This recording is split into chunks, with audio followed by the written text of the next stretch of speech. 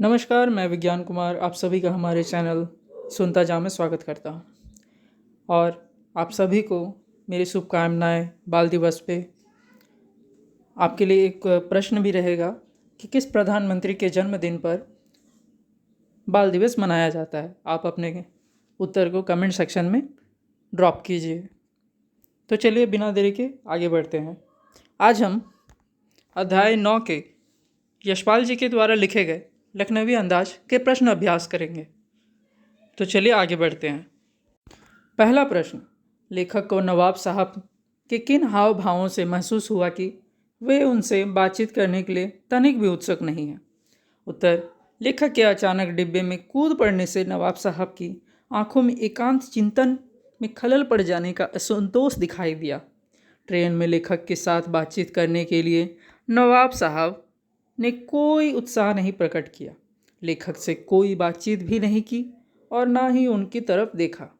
इससे लेखक को स्वयं के प्रति नवाब साहब की उदासीनता का आभास हुआ। दूसरा प्रश्न, नवाब साहब ने बहुत ही यत्न से खीरा काटा, नमक मिर्च बुरका, अंततः सूंघ कर ही खिड़की से बाहर फेंक दिया। उन्होंने ऐसा क्यों किया होगा? उनका ऐसा करना उनके कैसे स्वभाव को इंगित करता है? उत्तर, नवाब साहब द्वारा दिए गए खीरा खाने के प्रस्ताव को लेखक ने अस्वीकृत कर दिया।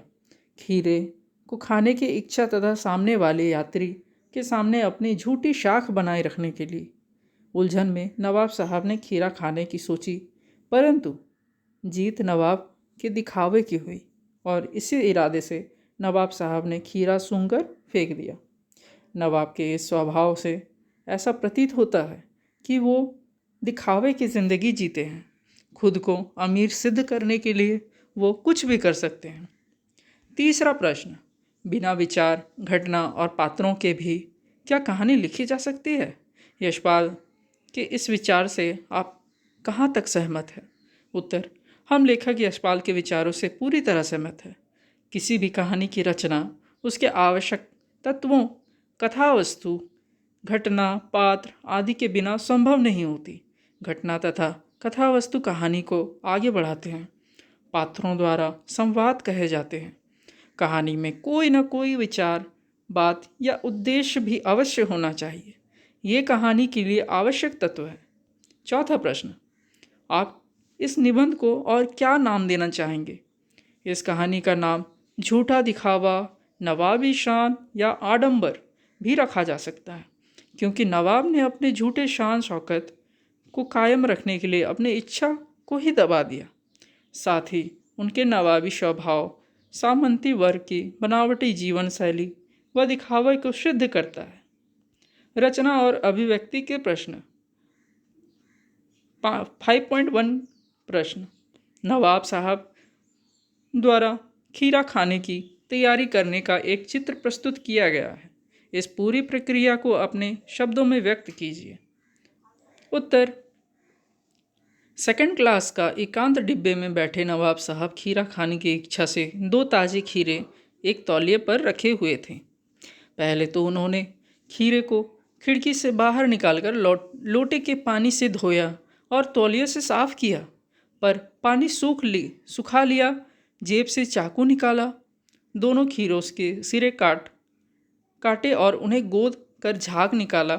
फिर खीरों को बहुत सावधानी से छीलकर फांकों पर बहुत कायदे से जीरा, नमक मिर्च की सुर्खी बुर्क दी। इसके बाद एक एक करके उन फांकों को उठाते गए और उन्हें सूंघकर खिड़की से बाहर फेंकते गए।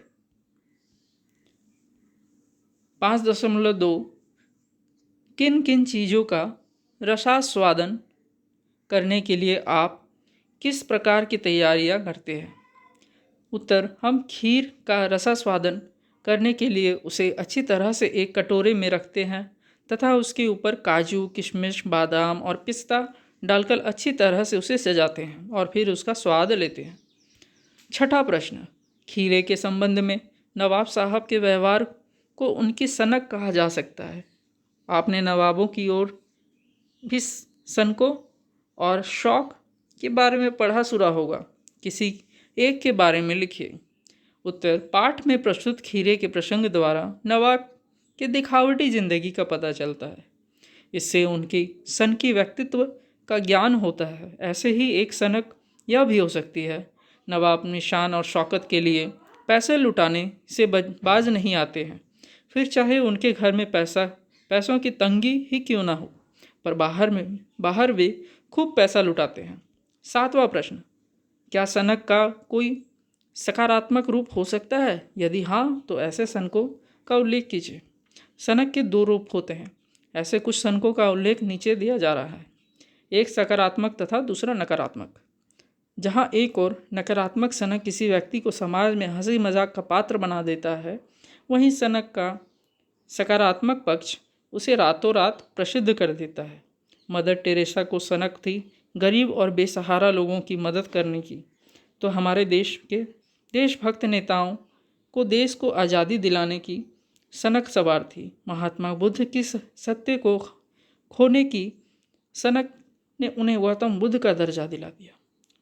भाषा और अध्ययन के प्रश्न 8.1 निम्नलिखित वाक्यों में से क्रियापद छांटकर क्रिया भेद भी लिखिए। जैसे, एक सफ़ेद पोष सज्जन बहुत सुविधा से पालथी मारे बैठे थे। इसमें क्रियापद है बैठे थे।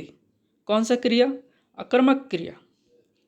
दूसरा, नवाब साहब ने संगति के लिए उत्साह नहीं दिखाया। इसमें क्रियापद है दिखाया। कौन सा क्रिया? सकर्मक क्रिया। तीसरी पंक्ति, ठाली बैठे कल्पना करते रहने की पुरानी आदत है। इसमें क्रियापद है कल्पना करना। क्रियापद कौन सा भेद है? अकर्मक भेद।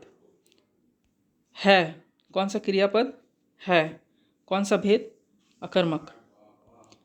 चौथा पंक्ति, अकेले सफ़र का वक्त काटने के लिए ही खीरे खरीदे होंगे।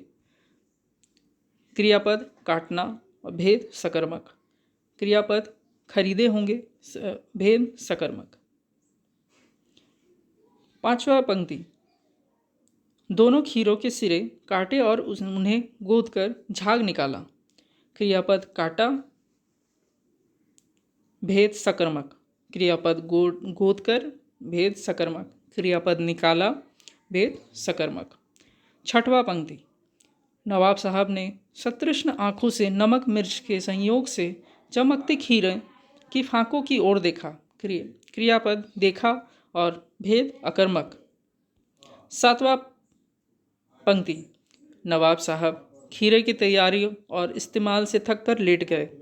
क्रियापद लेट गए, भेद अकर्मक।